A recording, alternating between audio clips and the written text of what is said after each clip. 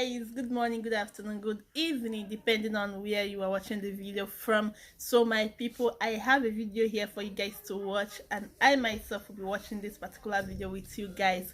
Feel free to let me know what you think about it on the comment section below. We are still on the release of Mazen Nandekaro and the restoration of Biafra. Nigeria will be electing its leaders, and that good men and women rose, and good men and women came out to vote, and the best men did.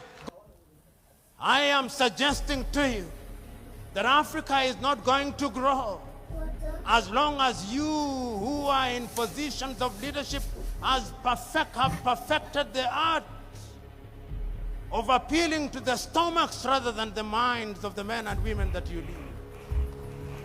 I'm suggesting to you that Africa is not going to realize our potential as long as we continue to conduct the politics of money and money bags, not the politics of ideas. Free are our politicians from external influence. But is that an excuse? No, it cannot be an excuse. Leaders in a multi-ethnic environment must also be different. You know, Nigeria, as Chinua rightly said, like all African countries, is an artificial entity. Chinua says in his book, The Trouble with Nigeria, that there is nothing comparable to how the European nations were created. There is no Nigerian, Chinua Achebe says, in the same way as there is a Danish or a Swedish or a Norwegian. Nigeria is a unique state with many states. The same is true of Kenya. The same is true of Ghana. Nigeria possibly has over 500 nations within her. Tanzania 136. The Democratic Republic of Congo 306. Kenya 42. Uganda 56. In order to be a leader in such countries, those who have the honor and privilege must be men and women who are prepared to ensure that they weld the bonds amongst those people. As Samora Moises Machel said, if the post-colonial African country is to succeed, the tribe must die. And the tribe must die because if the tribe does not die, then the new nation will never thrive. And I did not understand Samora Moises Machel to say that you should stop being a Yoruba. No. I did not understand him to say that you should stop being a thief or to stop being an Igbo or Hausa or a Fulani. No. Those are cultural mosaics which when put together make a nation beautiful and strong. But what do we do in most of Africa? We use those cultural differences to divide the people. We use those cultural differences to reinforce centrifugal forces and therefore threaten the very nation which we want to serve. I am telling all of us who are present here, and many of you who are present in this assembly who are honored and respected and claim to be leaders, that you have a duty to ensure that you are in front in order to serve and not to be served. But ladies and gentlemen, let us also ask ourselves about followership. You know, as a young student, and many of us who are young students, it was the culture when you are in your first year of studies that you must be a revolutionary. And a revolutionary in the style of Karl Marx. And therefore you would say, workers of the world unite. You have nothing to lose but your chains. All of us were revolutionaries. And we used to say then that the safety of the bourgeois demands that the proletariat be kept in the most profound ignorance. We were revolutionaries. Who is a leader?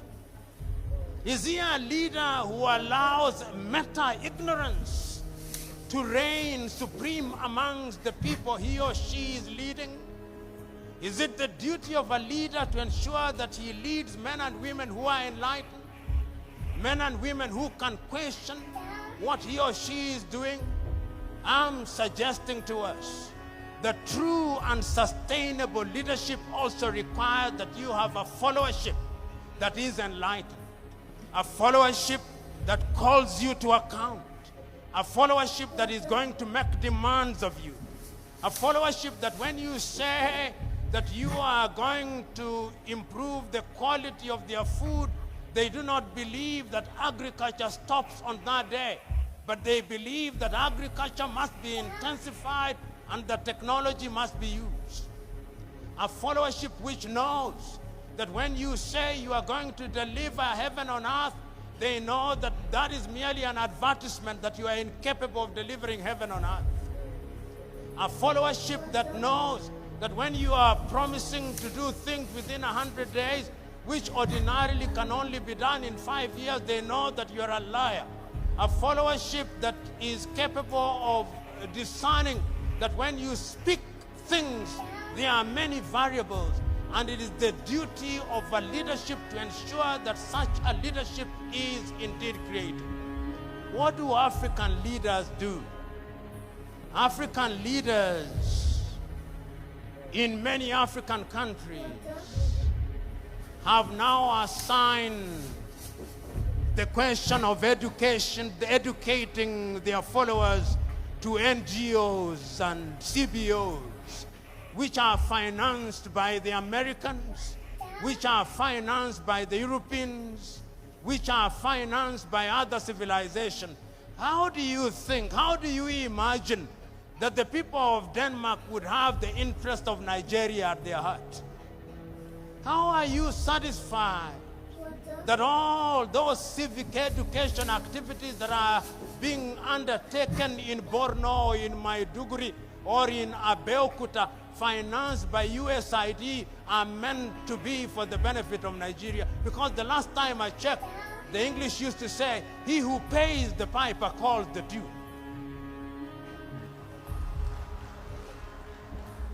So today, when you look at most of Africa, we have a followership that is tuned from outside. It is not a followership that is tuned from inside. And you wonder why they behave the way they do. They behave the way they do because they are being tuned by other civilizations. 3 years ago, an old friend of mine, now gone to be with the Lord, was engaged in a conversation with me. And I was complaining about the leadership, and he told me, I hear you, young man. You're always complaining about leadership in Africa and other parts, but have you ever wondered about the followership? Says you are complaining about the windmill, but do you ever bother about the wind? Is it not the case that the windmill follows the wind? I'm suggesting to you that Africa will never realize our potential as long as the critical mass of our people are immersed in sorrow and want. I am suggesting to you that Africa is not going to grow as long as you who are in positions of leadership have perfected the art of appealing to the stomachs rather than the minds of the men and women that you lead. I'm suggesting to you that Africa is not going to realize our potential as long as we continue to conduct the politics of money and money bags, not the politics of ideas. I'm suggesting to you that Africa is never going to realize our potential as long as we are dividing our people along ethnic lines. I'm suggesting to you. I'm suggesting to you that as long as you who are in positions of honor and privilege are in the business of dividing our people on the basis of religion, Africa is not going to realize our potential. I remember in 1982, I watched a movie about Mahatma Gandhi, and I remember that great man saying in one of the scenes in the movie that he remembers one day when somebody who was more enlightened than the other preachers came, and he said that on that day he saw that preacher reading from the Muslim Quran on to the Christian Bible, on to the Jewish Torah, on to the Hindu Gita, and on to incantation in African religion, as if it did not matter which book was being read as long as God was being worshipped. I look forward to the day when those of you who are in positions of leadership will be able to tell our people, wherever they are in Nigeria or Africa, that it is not for us to fight for God. If I have a God for whom I have to fight for, that is not a God. The God that I worship fights for me.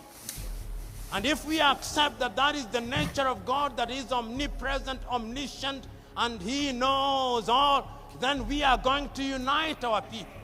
In other words, I'm saying that if we are going to have a followership that is going to change the continent of Africa, we have got to exorcise the ghost of ethnicity. We have got to exorcise the ghost of ignorance. We have got to exorcise the ghost of poverty. We have got to exorcise the ghost of narrow-mindedness. Fellow Africans, fellow Nigerians, it is still true that everything fails and falls on leadership. It is true that we men and women are in unique positions. Abu Bakr, Olusala, Saraki was present on this earth. Like all of us, he had his coming and his going. Today we are gathered here to remember him because, as South Sudan's John Garang de Mabior once said, as you walk the journey of life, there are two baskets that you fill by your words and deeds, whether wittingly or unwittingly. The basket of good deeds and the basket of bad deeds. And that at the end of it all, when we weigh those baskets, let it be said of you that the basket of good deeds outweighs the basket of bad deeds. It would appear to me that the late Dr. Saraki's basket of good deeds far outweighs his basket of bad deeds. And that is why we can say without flinching and without equivocation that he was a colossus. That is why you call him fondly by the moniker Oloye. That is why you are gathered here on a Monday morning to pay homage to him. Now I can see Saraki upstairs through imagination. I can see him asking us who we are present here today. Oh dear Nigerians, it is 10 years since I left you. Where are the leaders? I can see Saraki asking the president of this country, how have you served, Mr. President? I can hear him ask the vice president, how have you served? I can hear him asking the senators, how have you served? I can hear him asking the members of the House of Assembly, how have you served? I can hear him asking the governors, how have you served? As to how they have served, that is not for me to say. It is for them to say. But I can also hear The great Saraki asking the Nigerian, how have you been served? Have they given you food? I can hear him ask. Have they given you fuel? I hear him ask. Have they given you electricity? I hear him ask. As to whether they have been well served, it is not for me to say, it is for them to say. In other words, the great Saraki is asking both leaders and the led, have you demanded and have you served? And the leadership that I hear him, the great Saraki, asking of us is a leadership where we are united. Not the unity of the graveyard, whose lingua franca is silence. No. It is the unity of those who are seeking to do good. Those who are seeking to do good, those who ask with the firmness that will open the eyes of the leader without inflaming their anger. I can hear it being said. You know, as I conclude, I remember this story.